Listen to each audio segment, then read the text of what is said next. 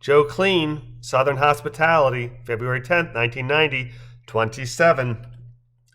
The men returned from the bar with a bucket of Carib Lager, 4 mixed drinks, and more of the full-length Hyatt beach towels.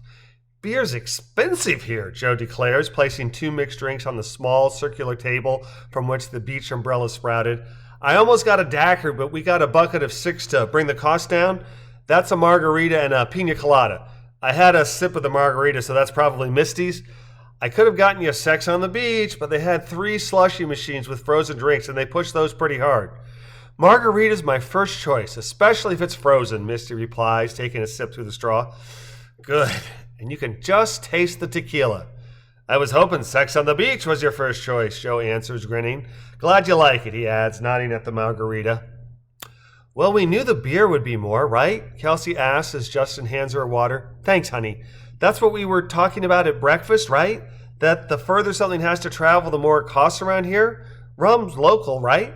Rum's local, John agrees, but so's this beer. Cara Brewery can't be a mile from Onyx House. This was about half the price of Budweiser. And if you're looking for inexpensive, you can forget about premium brands here. The Carib Lager's good, we get to go a little native, and we're supporting the local economy. All good things. And it costs less, Joe adds with a smile. And it costs less, John agrees, nodding. Phil places a very pale green and a decidedly red drink on the table beneath the other beach umbrella. Pina colada and strawberry daiquiri. Take your pick.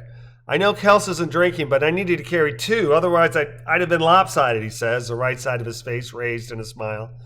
Not feeling well? Lois asks Kelsey. Or does your husband's we're on vacation rule to overindulgence not carry any weight for you when it comes to morning drinking? No, it does, usually. I stopped drinking through my first trimester, but now I just don't want to dehydrate. Last night was my first drink in what? At least 5 months, right, Justin? That sounds right. You're 5 months pregnant? John asked, tongue poking his right cheek outward.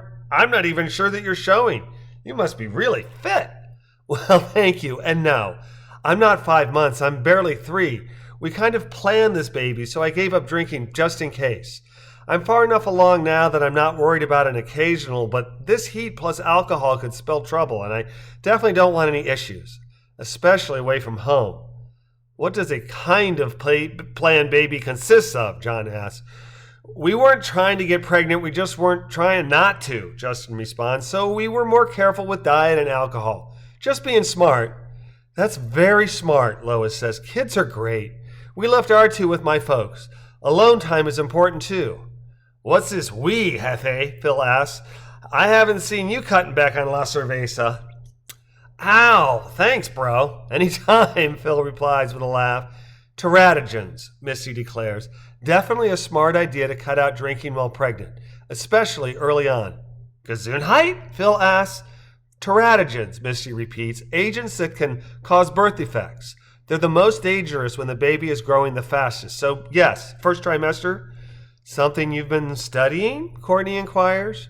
Let's say Joe and I have a diverse and eclectic set of interests and hobbies, Misty replies, taking a long drink on her margarita.